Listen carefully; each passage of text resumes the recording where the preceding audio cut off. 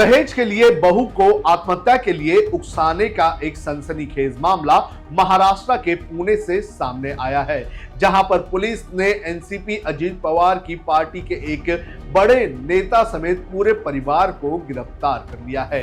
मामले की जानकारी आने के बाद से ही इलाके में सनसनी फैल चुकी है और लगातार अजीत पवार की पार्टी पर हमला किया जा रहा है।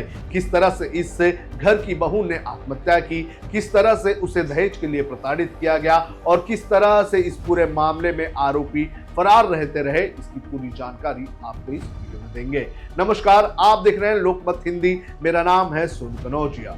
जिस एनसीपी के बड़े नेता की हम बात कर रहे हैं, उस एनसीपी के बड़े नेता का नाम है राजेंद्र हगवने, जो कि अजीत पवार की एनसीपी की तरफ से मुलशी तालुका के अध्यक्ष हैं और पुणे में अपने परिवार के साथ रहते थे। लेकिन 16 मई को इस परिवार की बहू वैष्णवी हगवने ने अपने घर में आत्महत्या कर ली और जैसे ही उन्होंने आत्महत्या की, उसके बाद लगातार इस पूरे मामले की चर्चा होने लगी, क्योंकि जो रिपोर्ट आई थी, जो पोस्टमार्टम रिपोर्ट आई थी, उस रिपोर्ट में ये पता चला था कि वैष्णवी के शरीर पर कई सारे चोट के निशान हैं और इसके बाद तुरंत पुलिस ने वैष्णवी की सास, ननंद और देवर को गिरफ्तार कर लिया। लेकिन उसके बाद लगातार राजेंद्र हगवने और शशांक हगवने, जो कि वैष्णवी के पति और ससुर थे, ये फरार चल रहे थे। लेकिन अब पुलिस ने इन दोनों को भी गिरफ्तार कर लिया है।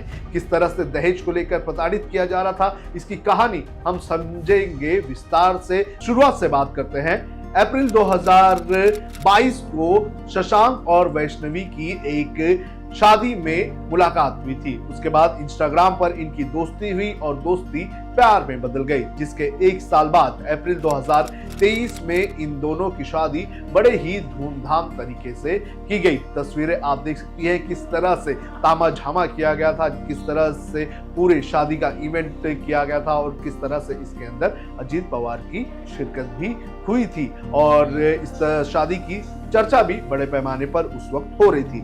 लेकिन शादी के कुछ वक्त बाद पति और पत्नी के रिलेशन जो है वो खराब होने लगे। जो जानकारी सामने आई है, उस जानकारी के अनुसार जो पति है वो पत्नी पर लगातार शक करने का काम करता था और शक करने के नाम पर उसे प्रताड़ित भी किया करता था। लेकिन उसके अलावा जो पूरा परिवार था, वो पूरा परिवार जो है वो लगातार वैष्णवी पर दहेज के लिए 2 करोड़ रुपए लाने की का दबाव भी किया करता था। आपको बता दें कि जब शादी हुई थी वैष्णवी और शशांक की, तो उस वक्त वैष्णवी के परिवार ने शशांक के परिवार को 51 तोला सोना, बड़े पैमाने पर चांदी, एक फॉर्च्यूनर गाड़ी समेत कई सारे सामान दिए थे। उसके बाद से ही लगातार राजेंद्र हगवने के परिवार को यह पता चल गया था कि वैष्णवी का परिवार जो है वो कोई छोटा मोटा नहीं है और इसी के चलते लगातार वैष्णवी पर ये लोग अपने परिवार से 2 करोड़ रुपए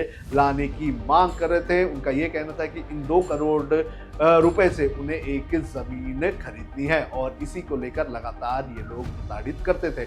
हालांकि 9 महीने बाद जब इन्हें एक बच्चा हुआ तो उसके बाद ऐसा लगा वैष्णवी को कि सब कुछ ठीक हो जाएगा, लेकिन उसके बाद भी लगातार उसे प्रताड़ित करने का काम किया जा रहा था। आलम इतने खराब थे कि उसे बेल्ट से भी मारा जाता रहा है। आपको बता दें कि जब वैष्णवी ने आत्महत्या कर ली तो उसके बाद उसके जो 9 महीने का जो बच्चा था, उस बच्चे को भी राजेंद्र हगवने के परिवार ने छुपाने का काम किया था। लेकिन जब पुलिस और प्रशासन से दबाव बना तो वो 2 दिन बाद उसके बच्चे को जो है वैष्णवी के परिवार वालों को सौंप दिया गया। घटना के दिन की अगर बात करें तो घटना के दिन भी बड़े पैमाने पर शशांक और वैष्णवी के बीच झगड़ा हुआ था। जो जानकारी सामने आई है, उस जानकारी के अनुसार जो शशांक है उसने किसी मुद्दे को लेकर, किसी शक करने के मुद्दे को लेकर वैष्णवी की जमकर पिटाई की थी। वैष्णवी ने अपने परिवार से इसकी जानकारी भी दी थी, लेकिन दोनों के बीच झगड़ा इतना हुआ और शशांक ने इतना उसे पीटा, उसके बाद उसने तंग आकर आत्महत्या कर ली। उसका शव जो है उसके कमरे में फांसी पर लटका हुआ मिला था। सीसीटीवी फुटेज में ये देखा जा रहा है कि कैसे 4 बजे के आसपास अफरा तफरी मच जाती है और अफरा तफरी मचने के बाद परिवार वाले यहाँ भागते हुए नजर आते हैं। आपको बता दें कि इस पूरे मामले में जो पूरा परिवार है राजेंद्र हंगवने का, वो पूरी तरह से आरोपी बनता हुआ नजर आ रहा है।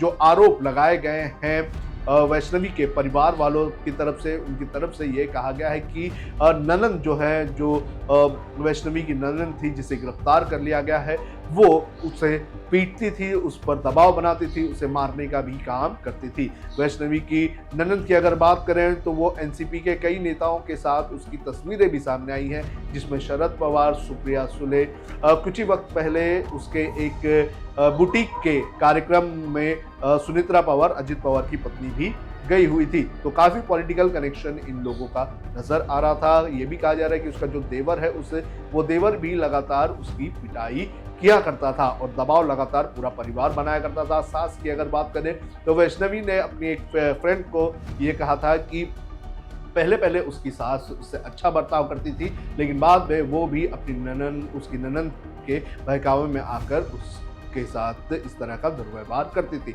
हालांकि इस पूरे मामले में आपको बता दें कि अब पुलिस ने राजेंद्र हंगवने को और शशांक हंगवने जो कि फरार थे, उन दोनों को गिरफ्तार कर लिया है। सीसीटीवी के आधार पर पुलिस ने अलग अलग टीम बनाई थी और टीम बनाने के बाद इन लोगों को गिरफ्तार कर लिया गया है। लेकिन जिस तरह से ये पूरा मामला सामने आया है, इस मामले ने ये तो साफ कर दिया है कि परिवार चाहे कितना भी बड़ा हो, दहेज के लालच में वो इस तरह की हरकतें करता है जो अपने आप में इंसानियत को शर्मसार करने वाली होती है।